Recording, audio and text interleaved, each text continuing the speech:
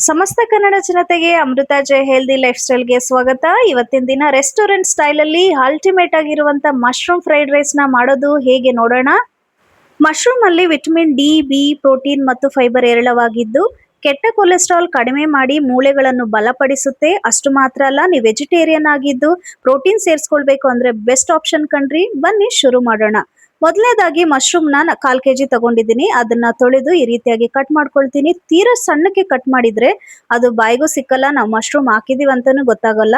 ಅದಕ್ಕೆ ಒಂದ್ ಮಶ್ರೂಮ್ ನ 4 ಭಾಗ ಮಾಡ್ಕೊಂಡು ಹೀಗೆ ಕಟ್ ಮಾಡಿ ಇಟ್ಕೊಳ್ತೀನಿ. ಫಸ್ಟ್ ಆಗಿ ನಿಮ್ಗೆ ಏನ್ ವೆಜಿಟೇಬಲ್ ಅವೈಲೇಬಲ್ ಇದೆಯೋ ಆ ವೆಜಿಟೇಬಲ್ ನ ಯೂಸ್ ಮಾಡ್ಕೊಳ್ಬಹುದು. ನಾನಿಲ್ಲಿ beans, carrot, broccoli, cauliflower, onion and green ಚಿಲ್ಲಿನ ಯೂಸ್ ಮಾಡ್ತಾ ಇದ್ದೀನಿ.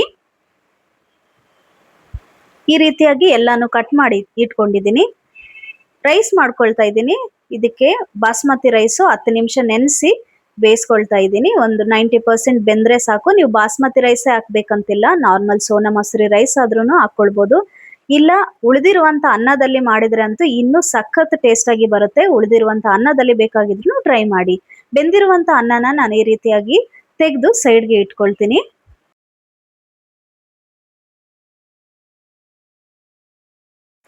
ಅನ್ನ ರೆಡಿ ಆದ ನಂತರ ಒಂದು ಬಾಣಲಿ ಇಟ್ಟು ಅದಕ್ಕೆ ಎಣ್ಣೆ ಸ್ವಲ್ಪ ಹಾಕೊಂಡಿದ್ದೀನಿ. ನಾನು ಜಾಸ್ತಿ ಎಣ್ಣೆ ಬಳಸೋದಿಲ್ಲ.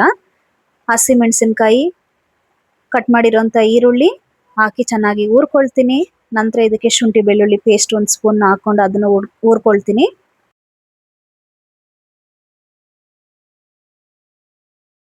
ಈಗ ತೊಳೆದು ಕಟ್ ಮಾಡಿರುವಂಥ ಮಶ್ರೂಮ್ನು ಕೂಡ ಸೇರಿಸ್ಕೊಳ್ಳೋಣ. ಮಶ್ರೂಮ್ನ ತುಂಬಾ ಸಾಫ್ಟ್ ಆಗಿ ಅದನ್ನ ಫ್ರೈ ಮಾಡಬಾರ್ದು, ಅದು ಬಾಯಿಗೆ ಸಿಕ್ಕೋದಿಲ್ಲ. ಈ ಟೈಮಲ್ಲಿನೇ ಸ್ವಲ್ಪ ಉಪ್ಪು ಹಾಕೊಂಡು ಹುರ್ಕೊಳ್ಳಿ. ಈ ರೀತಿಯಾಗಿ ಬೆಂದ ನಂತರ ಕಟ್ ಮಾಡಿರುವಂತ ಎಲ್ಲ ತರಕಾರಿಗಳನ್ನು ಕೂಡ ಹಾಕೊಳ್ತೀನಿ. ತರಕಾರಿ ಮಶ್ರೂಮ್ನ ತುಂಬಾ ಬೇಯಿಸಬಾರ್ದು. ಒಂದು 80% ಆಗಷ್ಟು ತರಕಾರಿ ಬೆಂದ್ರೆ ಸಾಕಾಗುತ್ತೆ.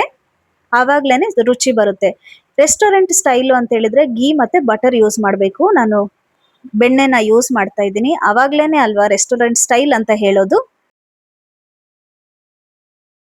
80% ತರಕಾರಿ ಬೆಂದ ನಂತರ ಮಾಡಿಟ್ಕೊಂಡಿರುವಂತ ಅನ್ನನೂ ಸೇರಿಸ್ಕೊಳ್ತೀನಿ.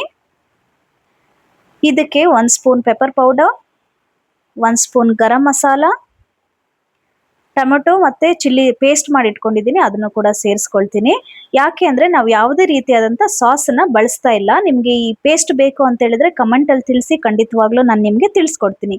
ಈ ಒಂದು ಸ್ಟೇಜ್ ಅಲ್ಲೇ ಇನ್ನೂ 1 ಸ್ಪೂನ್ ಬಟರ್ ಸೇರಿಸ್ಕೊಳ್ತಾ ಇದ್ದೀನಿ. ಅಂದ್ರೆ ಬೆಣ್ಣೆನ ಸೇರಿಸ್ಕೊಂಡು ಚೆನ್ನಾಗಿ ಮಿಕ್ಸ್ ಮಾಡೋಣ. ಮಿಕ್ಸ್ ಮಾಡಿದ ನಂತರ ಟೇಸ್ಟ್ ಮಾಡಿ, ಉಪ್ಪು ಖಾರ ಕಡಿಮೆ ಇದೆ ಅಂತ ಹೇಳಿದ್ರೆ ನಿಮ್ ಟೇಸ್ಟ್ಗೆ ತಕ್ಕನಂಗೆ ಸೇರಿಸ್ಕೊಳ್ಬಹುದು. ಸ್ಪ್ರಿಂಗ್ ಆನಿಯನ್ ಇದ್ರೆ ಗಾರ್ನಿಶ್ ಮಾಡ್ಕೊಳ್ಳಿ.